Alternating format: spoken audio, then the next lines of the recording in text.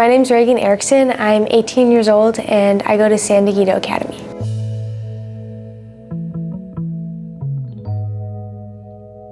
One of my hobbies is running. I'm currently training for a marathon. I really started running and enjoying it in elementary school. We would have jogathons and cardio club, or we'd have cardio club every single morning, and my friend Julie and I, we would run around and be the only two girls running, and I think we just really loved it and found it really empowering. So when high school came around, I joined cross country and track, and I ran varsity all 4 years of high school. And so right now I'm training for a marathon, and I really liked how my coach, he really valued running and really enjoying it and less about winning races and that type of stuff. And I think I found a lot of really good friendships through it. Just yesterday I ran 20 miles at an under 8:40 pace, which was really hard. And my marathon's on June 4th, and then I hope one day to run the Boston Marathon. I try to eat kind of good, or I more just try to eat a lot more than healthy, and then drink a lot of water, and then I've been eating these gel packs during it, so that kind of helps. One of the most significant challenges I faced was my parents' very high conflict divorce. It happened when I was about 7 years old.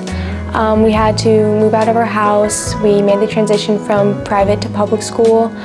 I went to multiple different therapists. I did with my brother, with different family members. We went to different family classes, and we were in court till I was about 13 years old. And being the oldest without my parents speaking to each other, it was really difficult. I had to be kind of confidant for my younger brother, and I had to learn to mature and communicate at a really young age. I overcame that by looking to the community around me and really taking advantages of different opportunities such as school and sports, and just not really letting it get me down. And as I've gotten older, I've gotten to understand the relationship and not really resent anyone like my parents for it, and just grow from the situation. I would advise you to talk to your friends and to your teachers and stuff like that, because it does really help, and it gives you a better perspective, and to just get involved in things outside of school, or not outside of school, outside of your family, and just play sports, try to do good in school, and just prepare yourself and give yourself different opportunities. One of my favorite accomplishments was staying really focused and grounded during COVID. During COVID, I kept my GPA above a 4.0. I bought myself my first car, and I continued running and keeping up with sports on my own. I got my first job at In-N-Out, and within 6 months, I was able to buy myself a car. And I worked really hard. I also picked up babysitting jobs. I worked with a wedding planner, and I just found stuff to do during a time when there wasn't a lot of structure and someone telling you what to do. And with Zoom classes, I took 8 STEM-related AP classes and worked really hard and just pushed for my future and made sure I stayed on top of that. And I ran about probably 5 times a week over COVID. I would go and play soccer with friends because I didn't really play competitive anymore. I stopped just for other reasons freshman year, but I still played high school at the varsity level my senior year, so that was a really big accomplishment for me, being able to keep up with that, and especially my running, keeping my running up. And I think it kept me grounded. My current goal for the future is to get my master's degree at Cal Poly San Luis Obispo. I want to graduate with a degree in mechanical engineering. I just visited a few weeks ago for the Society in Women in Engineering event, and I was really blown away by all the hands-on experience that the college offered. There was one club for amputees where they make different robotic arms and different ligaments, and there's another club where they build irrigation systems for communities that don't have access to clean water, and those are just some of the clubs that I got to see and hear about while I was there, and I'm really excited to be a part of something like that. And I've always really been passionate and pretty good at math and science, and I think I'd be a good asset in the field. And one of my dreams for the future, I want to work in the aerospace field.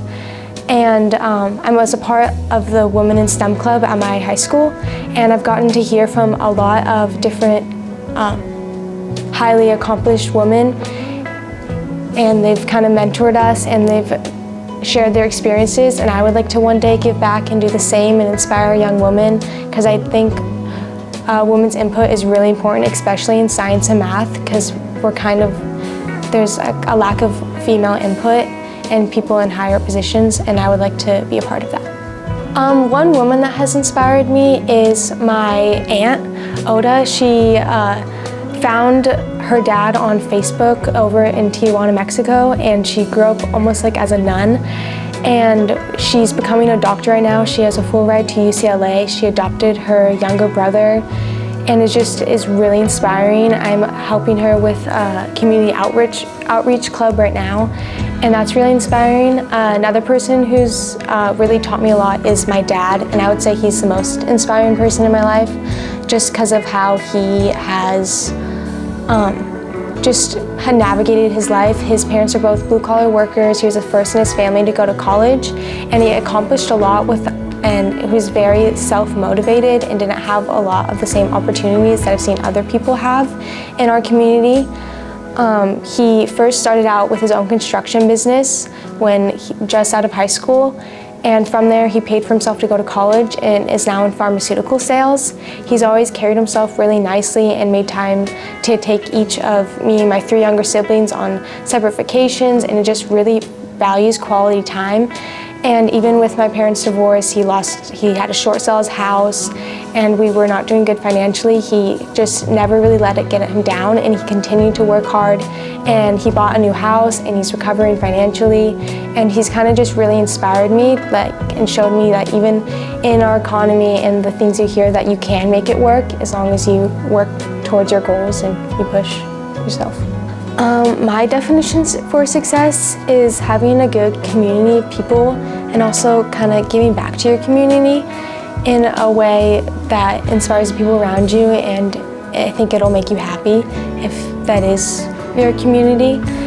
My idea of success is working towards your goals and trying to not constantly improve yourself, but looking for ways to improve yourself and make mistakes, and I think just try to be authentic and not be afraid of what other people think of you.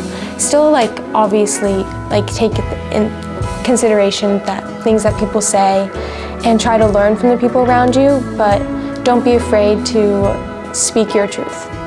What makes me happy is probably the most is my family and my 3 younger siblings. I love spending time with them, and they always just make me smile and laugh, and we're a very active family. We all snowboard, even my 6-year-old sister, and we all play soccer, except for Luke. Luke's more sciencey, but I get to connect with him kind of on that level.